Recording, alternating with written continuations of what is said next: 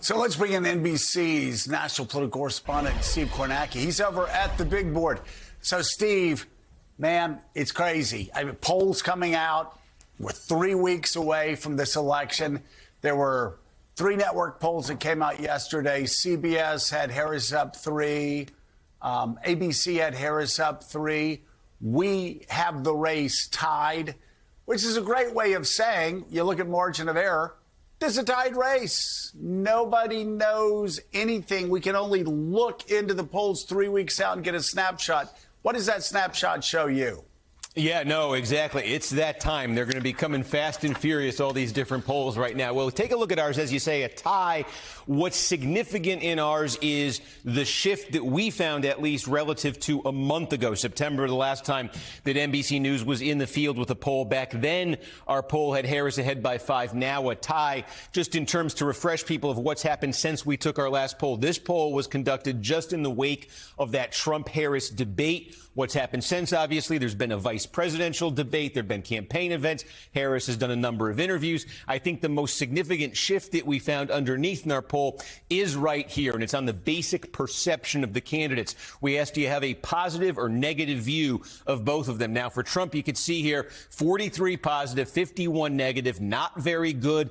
Typically, yeah, it's about what he usually gets. In fact, this is a tick higher, I think, a positive score, believe it or not, than we usually get for Trump here. So it's a little bit better for him, but the shift is here. It's with Harris, 43 positive, 49 negative. When we took that last poll a month ago, she was actually above water. She had a 48% positive rating and a 45% negative rating. There was a clear advantage for her in our poll a month ago on basic image, basic likability, basic perception over Donald Trump. That advantage, in our poll at least, has basically gone away in a month for her. Also, what else is happening here underneath these numbers? I think Harris weighted down by, she's part of, an unpopular administration. Joe Biden's approval rating in our poll sits at 43%. And to put this in some perspective, we also checked the retrospective job approval rating for Donald Trump, asking voters right now, thinking back to Trump's presidency, do you approve or disapprove of the job he did? A 48% approval rating for Trump retrospectively. Notably, that's better than Trump ever did in our poll when he was actually president. So Trump perhaps benefiting from a little bit sort of warming of attitudes towards his presidency after the fact. And again, that's 5 points better than Biden's current approval rating in our poll. And you also see it here, asking, are the Biden administration policies helping or hurting your family? Only a quarter of voters in our poll say those policies are helping. And again, we asked the retrospective question about Trump. Did his policies help or hurt your family? And again, you see a difference. Look at that 44% plurality here saying that Trump's policies did help their families when he was president. So I think the weight of the Biden administration and maybe some, as I say, retrospective warming towards Trump underneath these numbers, too. Now, from Harris's standpoint, probably the most encouraging number for her campaign is right here. And you're looking at this is, the most important issue. But we asked this a different way than we normally do. Typically, we'll give folks a series of issues. Is it important? Is it not important? Sort of a general sense. We asked the question specifically this time, is there one single issue that to you is so important it will be the entire basis of your vote? That's what we asked. And on this one, abortion actually came in at the top of the list. You see 22%, more than 1 in 5 voters. And this issue is where Harris has her largest advantage over Trump in our poll. Her advantage is 19 points. We asked, who would you prefer on abortion, Harris or Trump? By a 19-point margin in our poll, voters say Harris. And again, more than 1 in 5 are saying that issue is of singular importance to them. It's the entire basis, or could be, of their vote. So that's an advantage that Democrats think could drive turnout. There could be a persuasion effect there. And then we'll just land on this one, I think, for 2 reasons. This is the gender gap. We've been talking about a gender gap in American politics since 1980. This would be the largest ever. Trump, 16 points ahead among men, 56-40. Harris, 14 points ahead among women, 55-41. Do the math, right? 30-point gender gap. That would be an all-time high if that's actually what happened. And it's interesting, too. It's that the gap is so huge. The advantages are, as you see here, about equal. Trump among men, Harris among women. which one of those is one of those going to be disproportionate come Election Day? Is Trump going to drive up an even bigger advantage among men? That could put him over the top. Is Harris going to drive up an even bigger advantage among women? That could put her over the top. It's almost like a tug of war here when you talk about the gender gap this time around.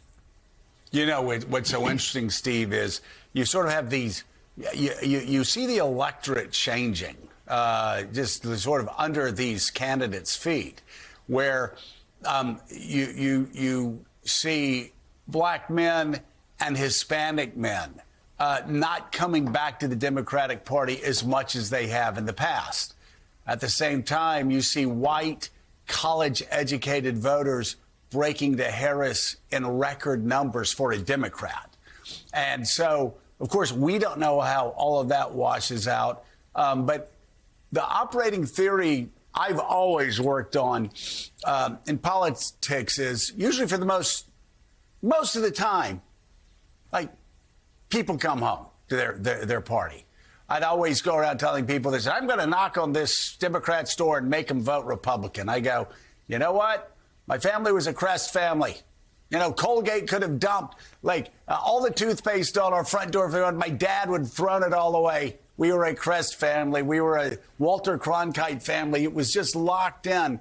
And in politics, I've usually found that to be the case, that voters usually come home and they follow the habits they've used done in the past. But in this case, I do wonder whether Trump gets those white college-educated voters back and whether Harris gets black men and Hispanic men voting at the numbers that they've usually voted for Democrats in the past. And that's what makes the final 3 weeks so unpredictable and so fascinating. Talk about these shifts in the electorate.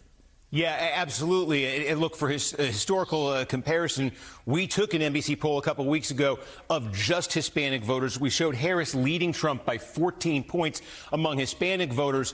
We took a similar poll 4 years ago. Biden led Trump among Hispanics by 29 points, so cutting it in half. And remember, 4 years ago, Trump was already making progress with Hispanic voters. I think the variable when you're talking about, the sort of different demographic groups like you are right there, there's the persuasion question, and then there's the question of turnout. Because remember, in 2020, basically 160 million people voted in the election, astronomically high. That was up from about 130 million. The 2016 number had been about 130 million. So like a 30 million voter increase. And I think one of the questions and one of the things we see in our new poll is just trying to gauge overall enthusiasm, interest level in this election. And there's some indications in our poll it may be down from 2020. It'd be amazing to ever get higher than 160 million. But as this number, if this number does come down from 160 million and starts to, the closer it gets even down toward 130, who knows where it might land there.